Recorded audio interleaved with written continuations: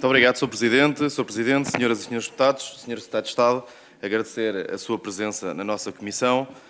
O assunto que aqui nos traz hoje, relacionado com a INAPA, é um assunto que nesta Casa já tem algum histórico, porque efetivamente já decorreram algumas audições na Comissão de Orçamento e Finanças e Administração Pública, designadamente ao Secretário de Estado de Tesouro e Finanças, ao ex-Presidente do Conselho de Administração da Par Pública e ao ex-Administrador da INAPA. E hoje é o momento do Sr. Secretário de Estado do Trabalho vir a esta Comissão também abordar esta temática relacionada com a INAPA. A verdade é que depois destas audições que decorreram na Comissão de Orçamento e Finanças, já não subsistem dúvidas de que o atual Governo da Aliança Democrática, agiu de acordo com aquilo que foi o interesse público ao não injetar os milhões que eram pretendidos e que foram anunciados, porque efetivamente desta forma está a evitar, quem sabe, outra EFASEC, em que existiram e existem na EFASEC prejuízos para o Estado e benefícios praticamente nulos para os cidadãos. E se há coisa que norteia a atuação deste Governo é o respeito escrupuloso que tem pelo dinheiro público e pelo dinheiro dos portugueses, porque o dinheiro público é o dinheiro de todos nós, é o dinheiro dos contribuintes e, portanto, este Governo respeita aquilo que é o pagamento de impostos por parte dos contribuintes e, portanto, não contem com este Governo para novas EFASECs, nem contem com este Governo para alimentar buracos em que efetivamente desperdiçam milhões e cujo retorno para os cidadãos é nulo ou praticamente nulo. E, portanto, em certa medida, estamos admirados com aquilo que é aqui a posição do Chega, porque depois de ouvirmos a intervenção da Sra. Deputada Felicidade Vital, chegamos à conclusão que o Chega entendia que, efetivamente, o Governo deveria ter colocado os 8 ou 9 milhões que eram solicitados pela INAPA.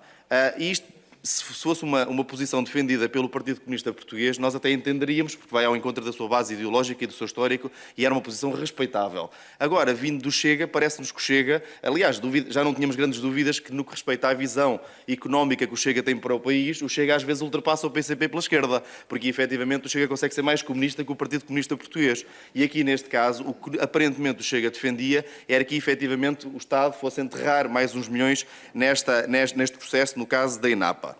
E a verdade é que, há pouco mais de uma semana, o administrador judicial nomeado pelo Tribunal, no âmbito do processo, no seguimento do plano de revitalização que foi chumbado e agora seguindo-se a insolvência, esse administrador judicial, que é pessoa isenta, pelo menos em termos políticos e partidários, veio dizer que, efetivamente, a insolvência pode ser um mecanismo, um meio para que o negócio ainda possa vir a ser salvo.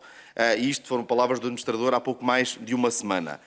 E, portanto, posto isto, não subsistem dúvidas de que, efetivamente, o Governo fez aquilo que devia fazer, que foi recusar-se a injetar 8 ou 9 milhões neste negócio, porque, efetivamente, dessa forma, zelou pelo interesse público e salvaguardou aquilo que é o interesse de todos os portugueses. E a verdade é que o processo de insolvência não significa que haja naturalmente liquidação da empresa. Com a insolvência poderá existir um plano de insolvência e poderá haver uma recuperação ainda da insolvência e não tem que necessariamente a empresa seguir o caminho da liquidação. E, portanto, tal como o administrador judicial disse, e bem, o negócio ainda pode ser salvo. Posto isto, Sr. Secretário de Estado, as questões que lhe coloco é se efetivamente, a quando do seu início de funções, teve conhecimento desta herança que o anterior Governo deixou ao atual Governo, ou seja, se a quando da transição de funções, se este dossiê, se este assunto constava na pasta de transição do anterior Governo para o atual Governo e se efetivamente teve alguma informação do Estado em que a INAPA se encontrava a quando do início de funções deste Governo.